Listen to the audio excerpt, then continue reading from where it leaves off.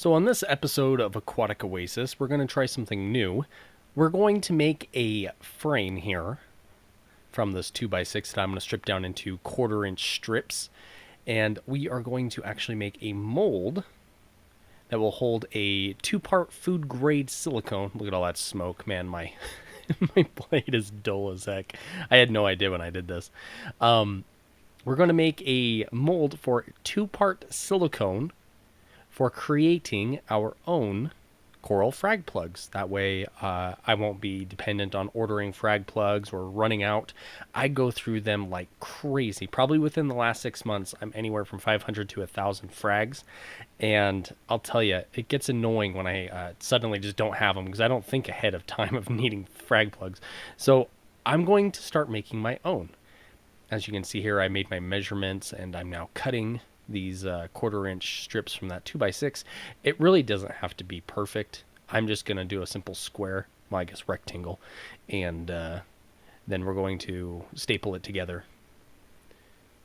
And we'll just get those cuts there. So the reason why I've chosen to do it this way is I have actually made frag plugs in the past, and I've done it out of 2x6s and plywood, and it's never the outcome that you're really hoping for when you do it that way. They're never perfect.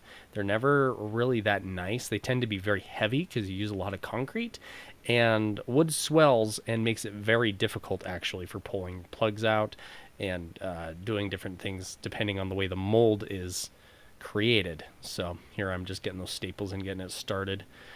Don't, if you're into being safe, I wouldn't necessarily follow my example here. I'm literally just stapling these two here in the corner and hoping that nothing ricochets or bounces out of my hand and, staples my finger to something. But luckily that did not happen this time around. I've actually never had that happen. I guess I'm just lucky. One thing I'd like to point out is you really shouldn't be spending too much time building this frame. The flimsiness or whatnot is not going to matter.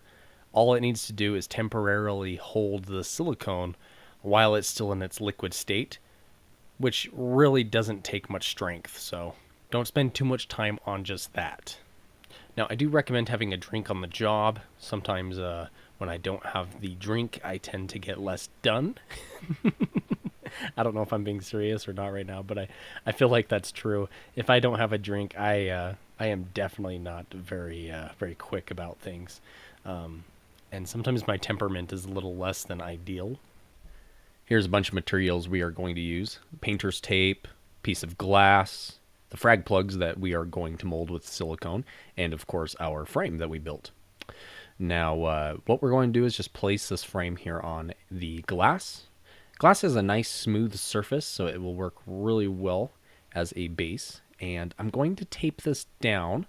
The silicone is thick, but it's still pretty runny, so we got to make sure that this thing is essentially silicone proof. We're going to do that by just putting the tape here in the corners. Any holes, we're going to put tape there, and then eventually we're going to end up just taping this down completely to the glass. Now, the nice thing about glass is silicone doesn't bond to it very well.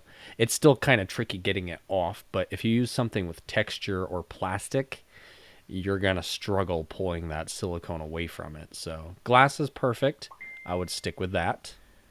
Keep in mind that silicone is strong, but it can tear. So it's a good idea that you have some spacing between your frags when you decide to put them in and get your layout going. Also remember that you're going to need silicone above the base of those frags. See how I have about a 1/2 inch? Keeping a good water source or drink available so that you get plenty accomplished is a great idea. Now, take note of the spacing I'm putting between these. I took great care in making sure that they were spaced well. I'm also a little OCD, hence the pattern and all of that, and making sure my lines are straight. I go back several times actually to fix that. So now I did have these little purple ceramic plugs, and I had a couple extra of different types. So I'm making room here to consolidate getting those other ones in.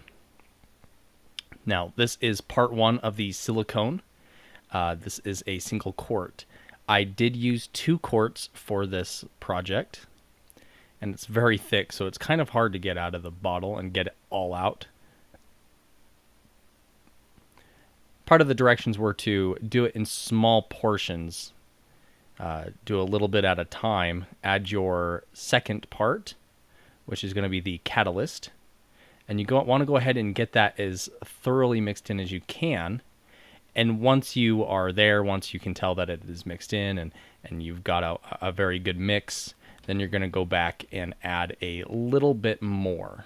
It's the same process. Go ahead, add your part 1 and then part 2. Get it mixed in very thoroughly. Once you got that mixed in, then just keep repeating the process until you have all the silicone mixed that you will need.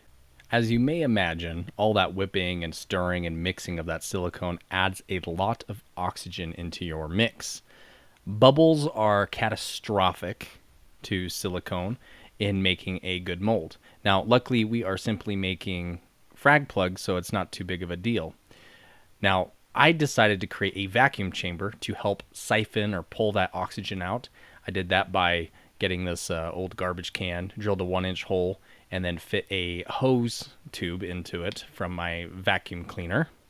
I then just kind of sealed it up with some tape, as you can see here, try to reduce any additional oxygen that might get pulled in so that the air in the silicone is driven out.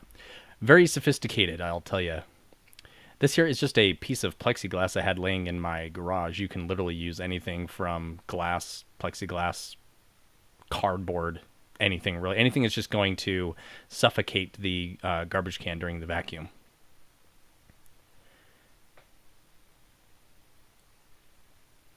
And that's the silicone in there. I'm just going to put the top on.